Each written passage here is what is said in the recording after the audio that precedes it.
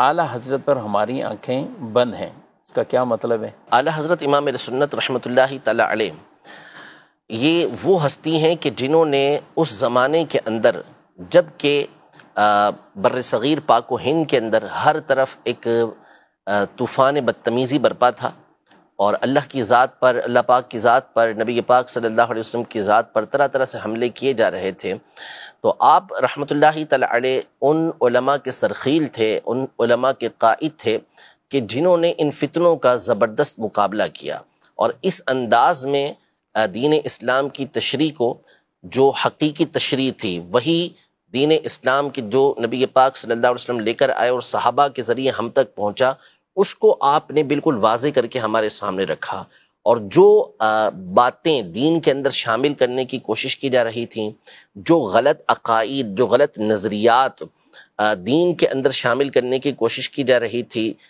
اولیاء پر، صحابہ پر، اہل بیت پر، انبیاء پر، حتیٰ کہ اللہ کی ذات پر جو اعتراضات کیے جا رہے تھے، ان کے بارے میں جس طرح کے غلط نظریات اور عقائد کو بیان کیا جا رہا تھا، ان تمام نظریات اور عقائد کا دلائل کے ساتھ آپ نے رد کیا۔ تو بالکل واضح طور پر اسلام کی صحیح تصویر کو امام اہل سنت الشاہ امام احمد رضا خان رحمۃ اللہ تعالی علیہ نے ہمارے سامنے پیش کیا۔ آپ نے کوئی نئی بات بیان نہیں کی، یعنی ایسی نہیں کہ جو ایسی صحابہ نہیں یا کہ جو آپ نے جو ہے اپنے طور پہ بیان کی ہو، اپنے انداز میں وہی باتیں کہ جو دین اسلام کی صحیح تشریح ہمیشہ سے علماء کرتے ہوئے آ رہے ہیں، اسی بات کو آپ نے بیان کیا، اور آپ کی ان تعلیمات کو، جو تعلیمات آپ بیان کرتے رہے، جو چیزیں آپ بیان کرتے رہے، اس کو اس زمانے کے علماء نے بھی اور بعد کے علماء نے بھی تسلیم کیا۔ کبھی ایسا نہیں ہوا کہ بات تو کر سکتے ہیں، کوئی بات کرتا ہے کہ جی ہمیں اختلاف ہو سکتا ہے، یہ ہو سکتا ہے، لیکن کون سی بات کہ جس سے اختلاف کیا جائے گا، وہ بات بھی تو پیش کی جائے نا۔ تو امام اہل سنت رحمۃ اللہ تعالی علیہ نے جو باتیں کی ہیں وہ اپنی جانب سے کی ہی نہیں ہیں۔ آپ نے چاہے وہ عقائد کی بات میں تو کوئی کلام ہو ہی نہیں سکتا نا، بلکہ اختلافی مسائل جو ہوتے ہیں وہ تو فروعیات کے اندر ہوتے ہیں، فقہی مسائل کے اندر ہوتے ہیں۔ عقیدہ تو مسلمانوں کا متفق علیہ ہے۔ کون اس بات کے بارے میں گفتگو کر سکتا ہے کہ نبی پاک صلی اللہ تعالی علیہ وسلم کے بعد کوئی دوسرا نبی آ سکتا ہے؟ تو جب اعلیٰ حضرت کے سامنے یہ بات کی گئی اور اس زمانے کے اندر یہ فتنہ برپا کیا گیا کہ نبی پاک صلی اللہ علیہ وسلم کے بعد کوئی دوسرا نبی آ جائے تو نبی نبوت کے اوپر کوئی فرق نہیں پڑے گا، ختم نبوت پہ کوئی فرق نہیں پڑے گا، آ جاتا ہے، یعنی امکان کی بات کی گئی، تو امام اہل سنت رحمۃ اللہ تعالی علیہ نے اور دوسرے علماء نے دلائل کے دریا بہا دیے، تو اس سے کوئی انکار کر سکتا ہے؟ ہرگز نہیں کر سکتا۔ جو ختم نبوت کے حوالے سے یہ گفتگو بھی کرے کہ نبی پاک صلی اللہ علیہ وسلم کے بعد کسی دوسرے نبی کا آنا ممکن ہے، تو پھر اس صورت میں ظاہر ہے کہ مسلمان متفق ہو کر اس کا رد کریں گے، اس کو کفر قرار دیں گے، تو اس میں کیا اختلاف ہو سکتا ہے؟ یعنی یہاں امکان بھی نہیں ہے، امکان بھی نہیں۔ اسی طرح اللہ پاک کے لیے جھوٹ کو ماننا، اللہ پاک کی طرف جھوٹ کی نسبت کرنا، تو اب اگر کسی بھی مسلمان کے سامنے یہ بات کی جائے گی تو اس کا رد ہی کرے گا نا، اس کا جواب ہی دے گا، تو اس میں کس کا اختلاف ہو سکتا ہے؟ اسی طرح نعوذ باللہ کوئی شیطان اور ملک الموت کے علم کو نبی پاک صلی اللہ علیہ وسلم کے علم سے بڑھ کر بتائے، تو کون سا مسلمان اور خاص طور پہ کون سا عالم ہوگا جو اس کو کفر قرار نہیں دے گا؟ اس کو کفر ہی قرار دے گا۔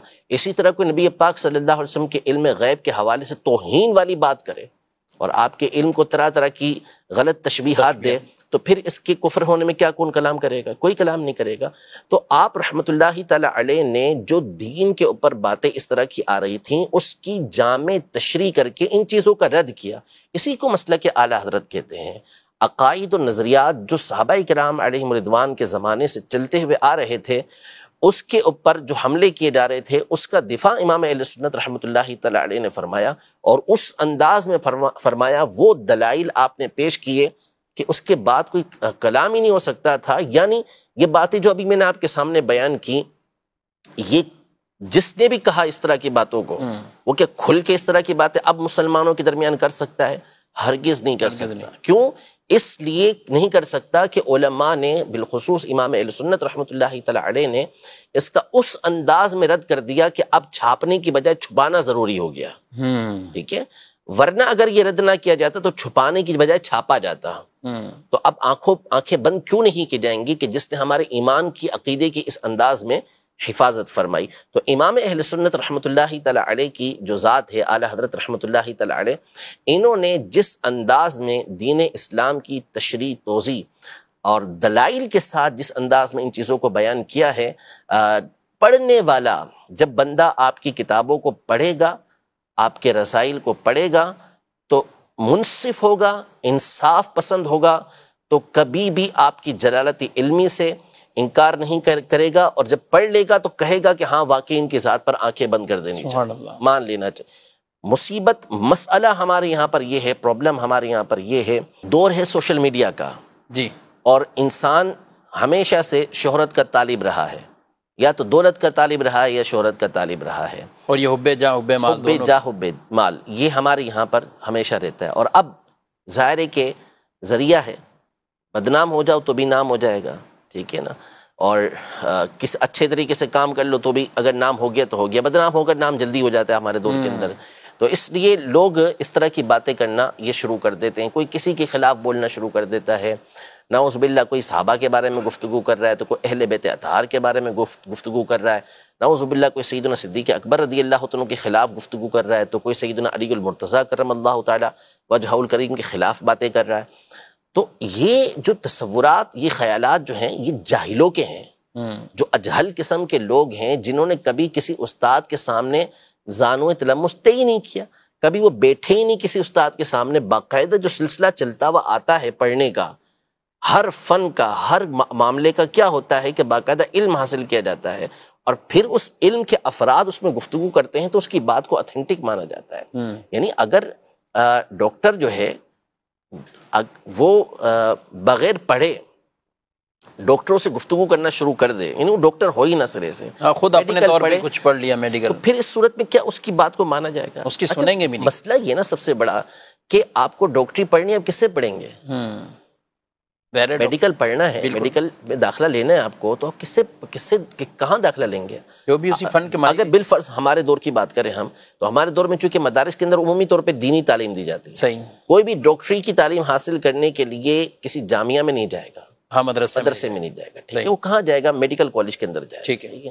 کسی کو انجینئرنگ پڑھنی ہے، وہ میڈیکل کالج میں نہیں جائے گا، وہ انجینئرنگ کالج کے اندر ہی جائے گا، وہاں جا کے وہ تعلیم حاصل کرے گا. فزکس پڑھنا ہے، فزکس کے استاد سے پڑھے گا، ٹھیک ہے، وہ اس کو بایولوجی کے استاد سے نہیں پڑھے گا. میتھ پڑھنا ہے، میتھ کے استاد سے پڑھے گا. تو ہر چیز، اگر مثال کے طور پہ آپ کا بیٹا جو ہے وہ کہتا ہے کہ ابو مجھے جو ہے وہ انگلش پڑھنی ہے، تو آپ اسے سب سے بڑے اردو دان کے پاس بھیج دیں کہ بھائی اس سے جا کے انگلش پڑھ لو، بھلے اس کو انگلش نہیں آتی، ظاہر نہیں ہوگا نا، ظاہر سی بات ہے. آپ کو اردو میں بہترین جو ہے وہ ادب سیکھنا، اردو کا ادب، آپ اس کو جو ہے وہ کسی انگریز کے پاس بھیج دیں کہ اس سے جا کے اردو ادب سیکھ لو، تو کیسے ہوگا؟ تو اسی طرح جو دین ہے وہ دین کس سے سیکھا جائے گا؟ صحیح، دین کا علم بھی آپ اسی سے حاصل کریں گے نا کہ جو اس کا ایکسپرٹ ہو، جس نے اس کی تعلیم حاصل کی ہو. اب جس کو الف سے بے دین کی آتی نہیں، جس کو عربی عبارت تک پڑھنا آتی نہیں، وہ کہ میں قرآن و حدیث کو خود سمجھ سکتا ہوں، کتنا بڑا ظلم ہے. یعنی امام اعظم ابو حنیفہ رحمۃ اللہ تعالی علیہ، امام شافعی رحمۃ اللہ تعالی علیہ، امام شافعی نے 10 سال قبیلہ حذیل کے اندر گزارے، جو عرب کا فصیح ترین قبیلہ تھا. کس لیے گزارے؟ تاکہ عربی زبان کے اندر ایسی، اعلی خود عربی ہیں، ایسی مہارت حاصل کر لیں کہ قرآن و حدیث کو صحیح طریقے سے سمجھ سکیں، جو اس کے معانی اور مفاہیم اس کو صحیح طریقے سے سمجھ سکیں. پھر اس کے بعد ان کی خدا داد ذہانت اپنی جگہ پر، اور علم دین کے لیے الگ تگ و دو اپنی جگہ پر. اب کوئی شخص آتا ہے جس نے کبھی پڑھا ہی نہیں ہے، آ کے وہ کہتا ہے کہ جس طرح میں نے قرآن کو سمجھا اس طرح تو امام شافعی بھی نہیں سمجھے. کیسے کہیں گے اس بات کو؟ کیسے تسلیم کریں گے آپ کی بات؟ یعنی آپ بڑے بڑے جو فلاسفر ہیں ان کے مقابلے میں آپ ہماری بات کو تسلیم نہیں کریں گے. اگر ہم کوئی حکمت والی بات کہیں تو نہیں، اس کی بات معتبر ہے زیادہ. وائی؟ کیوں؟ اس لیے کہ وہ اس کا فن ہے، آپ اس کی بات کو تسلیم کر رہے ہیں، ہماری بات کو تسلیم نہیں کریں گے. کیوں؟ اس لیے کہ آپ کا یہ کام نہیں ہے. میں میڈیکل کی کوئی بات آپ کو بتا دوں، میں ڈاکٹری کی کوئی بات آپ کو بتا دوں، انجینئرنگ کی کوئی بات آپ کو بتا دوں، جو میں نے اس کتاب سے پڑھ لی، اس کتاب سے پڑھ لی، تو میری بات تسلیم نہیں ہے. اس کی بات کیوں تسلیم ہے؟ اگر میں نے ابتدائی تعلیم حاصل کر لی، چلے اس کی میڈیکل کی، تو بھی میری بات ویسی معتبر نہیں جیسے کہ 50 سال پرانے ڈاکٹر کی بات معتبر ہے. بالکل. کیوں؟ اس لیے کہ اس کا تجربہ ہو چکا، وہ مجھ سے زیادہ پڑھ چکا. لیکن جہاں دین کی بات آتی ہے تو ہماری آنکھیں پتہ نہیں بند ہونے کی بجائے اور زیادہ عجیب سی ہو جاتی ہیں.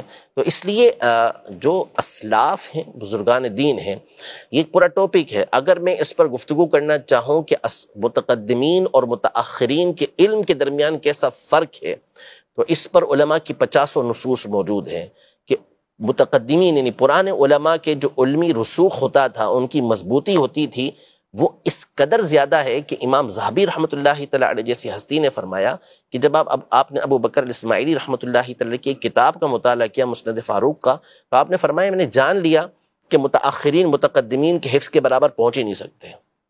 ایسے کئی نصوص علماء کی موجود ہیں. تو اس لیے ہمیشہ اپنے بزرگوں کا دامن تھام کے رکھیں، اسلاف کا دامن تھام کے رکھیں. ہمیں کہا گیا اہدنا الصراط المستقیم، ہمیں سیدھے راستے پر چلا. صراط الذین انعمت علیہم، راستہ ان کا جس پر تو نے انعام کیا، اور وہ انبیاء، شہداء، صدیقین، صالحین، نیک لوگ ہیں، پارسا لوگ ہیں. ہمیشہ اس کے راستے کو اختیار کریں.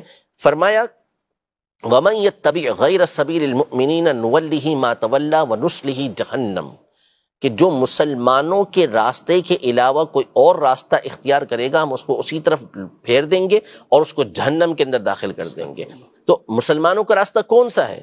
وہ یہی راستہ ہے کہ جس کے اوپر اہل سنت چل رہے ہیں، جس پر ائمہ اربعہ کے مقلدین چل رہے ہیں. وہ راستہ نہیں ہے کہ جس پر جہلا چل رہے ہوں، وہ راستہ نہیں ہے کہ جس کے اندر بزرگوں کی توہین ہو رہی ہو، وہ راستہ نہیں ہے کہ جس میں صحابہ و اہل بیت کو جو ہے وہ 2 ٹکے کا نعوذ باللہ قرار دیا جا رہا ہو، جس میں جو ہے وہ نبی پاک صلی اللہ تعالیٰ علیہ وآلہ وسلم کی ذات کے حوالے سے گفتگو کی جا رہی ہو.